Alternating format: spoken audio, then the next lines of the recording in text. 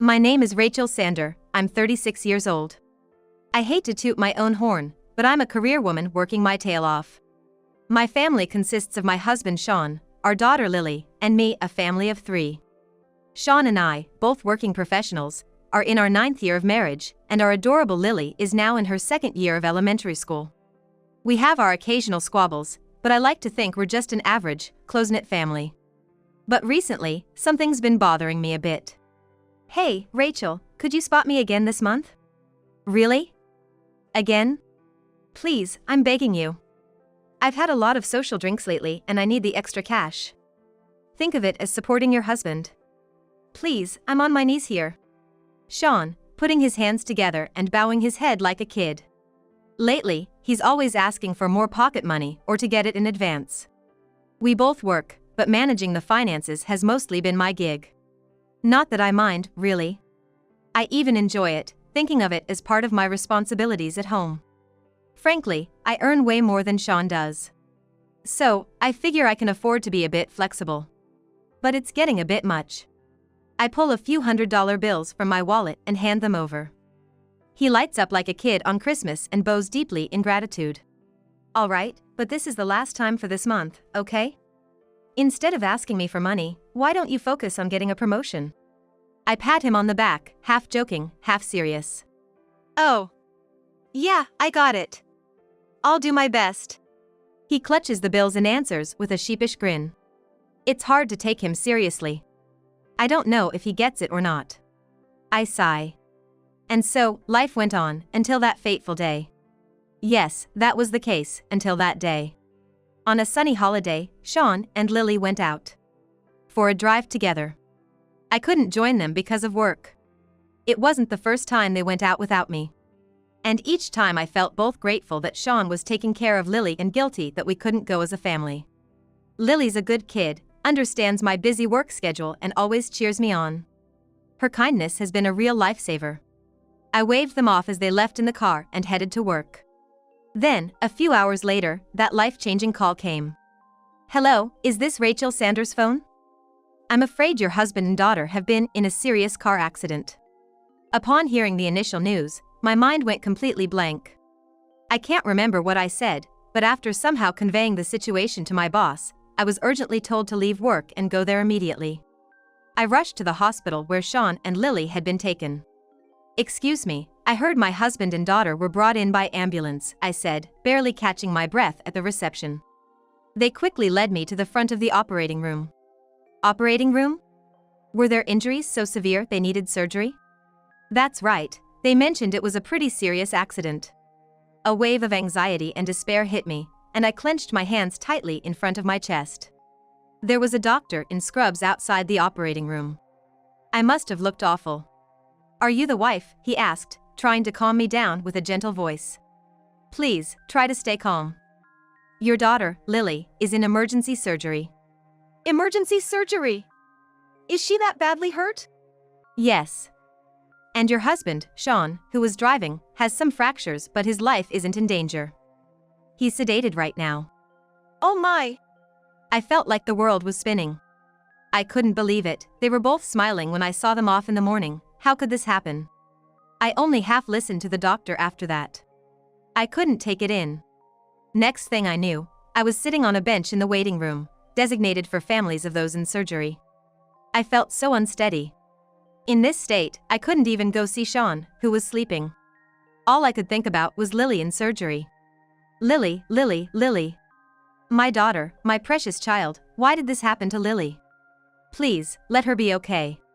I prayed, holding my hands tightly. Then, my cell phone rang in my bag. Shoot, I forgot to put it on silent mode. It was my in-laws' home phone number. Right, I needed to call them too. I grabbed my phone and stumbled outside. Hello? I heard a familiar, cheerful voice. Hey, Mom? What? It was Lily's unmistakable voice on the phone. I was confused. Was this a hallucination? Lily was supposed to be in surgery. Ignoring my confusion, Lily's cheerful voice continued. Hey, Dad hasn't called, so are you picking me up today? Grandma and Grandpa said I can stay over because they have tomorrow off too. Wait, hold on. What do you mean? Is that you, Lily? What? What are you talking about, Mom? Oh, you don't recognize it because it's Grandma and Grandpa's phone? It's me, Lily. What, really?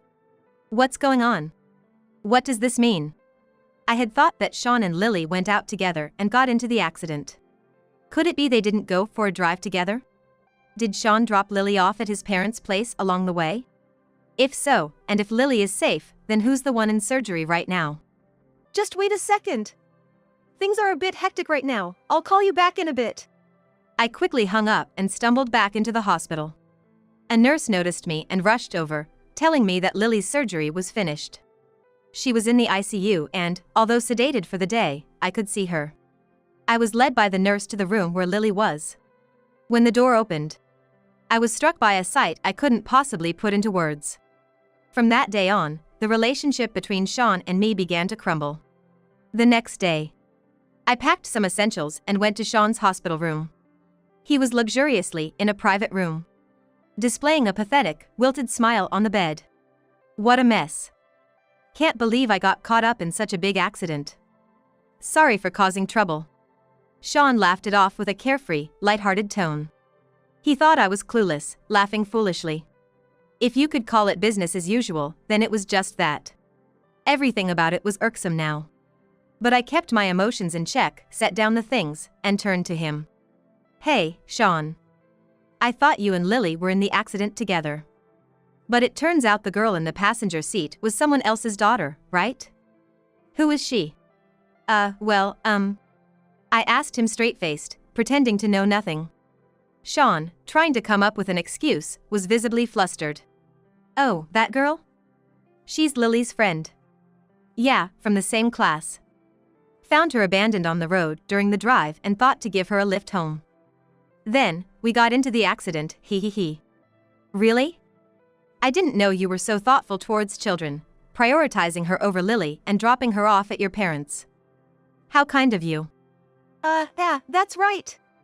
Couldn't just leave her there, you know. Man, what a terrible thing to abandon a kid like that. He started babbling, trying to cover up, his voice unnaturally loud. I watched coldly, but he was too flustered to notice my icy gaze. After a few more meaningless exchanges, I left the room quickly. I couldn't stand breathing the same air as him for another second. The next day, I visited the hospital again. As I approached Sean's room, I could hear voices arguing. The door was closed, but the voices were loud enough to be heard through it. It must have been quite a disturbance for the hospital. I quietly opened the door a few inches to peek inside. There was a shrill female voice and Sean's weak, placating voice. Curtains were drawn around the bed, and they were inside. They didn't notice me entering. I silently started recording their conversation on my phone, expressionless. After capturing enough of their talk, I left the room before they noticed me. I could feel intense emotions boiling inside me. Anger towards Sean, disappointment, resignation, and above all, anger at myself. For not realizing sooner. But it wasn't over yet. I needed to be meticulous in my plan. To completely bring down that man. A week flew by. I made up my mind to confront Sean. His eyes widened in surprise when he saw me suddenly appear. I ignored him and closed the curtains around the bed. Rachel! What have you been doing? I called and texted you so many times. I needed you for a bunch of things. Why were you ignoring me? I'm injured and still stuck in this hospital. You need to take care of me. My wife should be doing better than this. Did you bring the stuff I asked for? I've been so bored this past week. Oh, and the doctor and police want to check some things about my injuries and the accident. Oh, by the way, a nurse told me you already knew about the girl I was in the accident with. Hey, Sean. I cut him off calmly. I want a divorce. I tossed the divorce papers onto his bed. Huh? He was speechless. He clearly hadn't seen this coming at all. He looked back and forth between me and the divorce papers in utter disbelief. I took a deep breath. This was the moment of truth. Sean, you've been cheating, haven't you? I said it outright, and his face drained of color. Blood drained from his face, leaving him pale as a sheet. What? What are you talking about? I wouldn't cheat. I have you and Lily. Oh, really? Then what's this? I laid out the evidence of his infidelity. What is this? His face was a picture of shock. As I looked at him, I remembered the day I received the call that Sean and Lily had been rushed to the emergency room. That day, I was shocked when I faced the girl in the ICU. Connected to numerous machines, sleeping there, she was clearly not my daughter, Lily. Yet, there was something familiar about her. I told the doctors and nurses that she wasn't my daughter, as Lily was safe at my in-laws' house and I was in contact with her. They looked confused. So, who was this girl? I had a hunch and started searching through my phone's contacts. I had registered the class contact list, so she should be there. Ah, found it. Hello, is this the cell phone of Hannah Kirby's mother? My name is Rachel Sander. I'm the mother of Lily Sander, who's in the same class as Hannah. A face I remembered seeing somewhere. Digging through my memory, I realized it was a face I had seen at my daughter's school event. Hannah's mother, Anna Kirby, was frantic on the other end of the phone. Even over the phone, her voice was almost deafening. I informed her about Hannah's accident and the hospital she was taken to, then hung up. I immediately left the hospital and headed to my in-laws' house where Lily was. My mind was still in turmoil. But I was certain something was happening behind my back. I hurried to my in-laws' house. When I arrived, Lily greeted me happily, and my in-laws looked surprised. Mom! You're late. I've been waiting forever. Lily! Lily! What's wrong, Mom? She was just as I left her in the morning, perfectly fine. I hugged her tightly, relieved. Thank goodness, my daughter was here. Lily, looking puzzled, asked if I was tired from work as she patted my head. Feeling the warmth of her hand, I was reassured she was alive. Lily, weren't you supposed to go on a drive with Dad? Why are you here at Grandma and Grandpa's? Her face clouded over. Well, I started feeling sick on the way and asked Dad to drop me off. She said, scratching her cheek. But I could tell immediately it was a lie. As I was wondering what this all meant, my mother-in-law suggested, let's not talk at the entrance, come inside, Rachel. She led me to the living room. My mother-in-law and father-in-law were wearing solemn expressions. I had a bad feeling. But I knew I couldn't look away or cover my ears. My mother-in-law spoke first. Just to confirm, do you know that every time Sean takes Lily out, he drops her off here midway and picks her up later to go home? No. I answered, confused, and my in-laws looked as if they had expected as much. What does this mean? Sean and Lily weren't really going out together? But why? Why would he pretend to go out, leaving Lily behind? It's hard to say, but I think Sean might be having an affair. What? My husband saw Sean meeting with an unknown woman. He also saw him playing with a girl about Lily's age. I looked at my father-in-law in disbelief, and he nodded solemnly. I thought I was mistaken at first. But after Sean left Lily with us, I followed him and saw him pick up the same woman and her child in his car. I can't believe it. We were told by Sean that he was bringing Lily here because she was insistent on seeing her grandparents. And when we asked Lily, she said Sean told her to keep it a secret from you, Rachel. To pretend you all spent the day together. He threatened to abandon her if she broke the promise. I felt dizzy. So, Sean was using our daughter to cover up his affair? I couldn't believe it. What had I been seeing all these years? I thought we were a normal, happy family. Was I the only one who thought so? Was Sean mocking me all along, enjoying his affairs, while Lily lived in fear of his unpredictable behavior? Was I the only one oblivious to all this? Thinking about the girl involved in the accident, it was likely that she was Sean's mistress's child. Confusion, anger, despair, my head was spinning with these emotions. My in-laws reassured me, saying they were on my side and I could talk to them anytime. I thanked them and left with Lily. In the car on the way home, I made a quiet resolution. I had been too absorbed in my work and hadn't paid enough attention to my family. It was up to me to protect Lily. I was determined to expose Sean's secrets and make him face the consequences. Back home, after dinner, and after Lily had gone to bed, I searched Sean's room. And there it was, evidence of his affair. In his computer, under a folder named Family Memories, were photos of his mistress, pictures of them in bed, and photos of them with her child, looking like a family. I knew the mistress. It was the woman I called today. It was Anna Kirby, the mother of Lily's classmate, Hannah. Sean had been happily playing with his mistress's daughter, threatening our own to keep her quiet. And now, they were involved in an accident. It made me sick. I remembered Sean always disliked being photographed, claiming he wasn't photogenic. We hardly had any family photos, yet here he was with his mistress, posing happily. Was he different with her? Could it be that the allowance Sean frequently begged me for wasn't for drinks with friends, but for his affair? A simmering anger began to boil within me. I wouldn't let this man get away with this. I printed all the photos from the computer. The next day, after hearing Sean's incoherent ramblings in his hospital room, I stopped by the police station to collect his belongings recovered after the accident. Luckily, his cell phone was only slightly cracked and turned on without issue. I immediately opened his messaging app and checked his conversations with his mistress. The exchange was filled with nauseating heart stamps. I took screenshots and printed them out. Then, the following day, I recorded a conversation between Sean and Anna in the hospital room. "Hey, what's going on? I thought you and Hannah were just going for a drive, and then I hear about an accident with severe injuries. Do you know how hard it was to deceive my husband about this?" "Anna, calm down. It's okay, my wife doesn't suspect a thing." Is that supposed to comfort me? That your clueless wife hasn't figured it out? I'm not in the clear here. My husband is suspicious, and Hannah, she's just a girl, she's hurt. If there are scars, you're taking responsibility for life. What are you talking about? Can't you worry about me a little? I almost died in that accident. Don't worry about Hannah, she's young and will recover quickly. Quicker than an old man like me. Haha. Don't you laugh. Now that it's come to this, we're in this together, right? We have to make sure our affair stays hidden. I wanted to scream at them but held back. Their arguing solidified my resolve: divorce.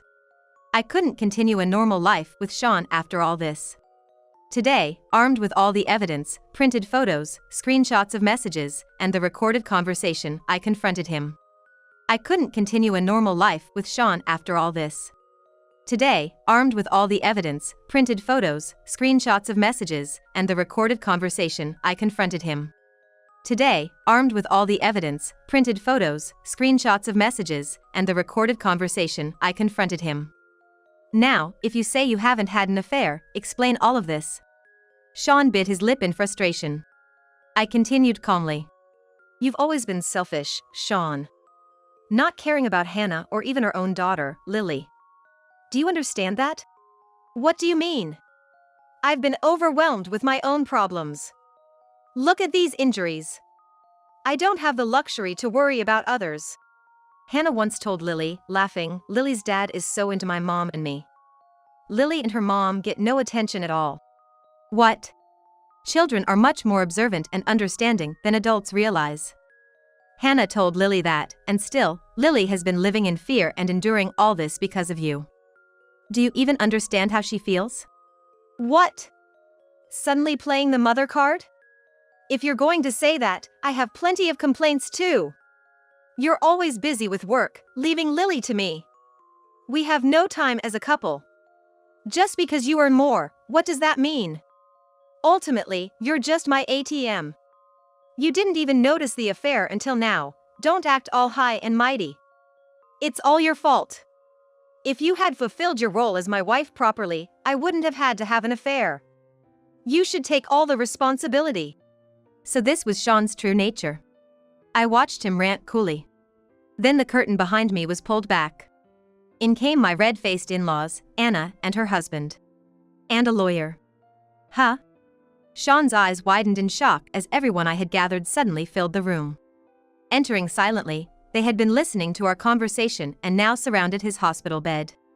This foolish son of mine. My father-in-law, red-faced with anger, yelled as if he was about to grab Sean. Ah! Sean let out a strained sound.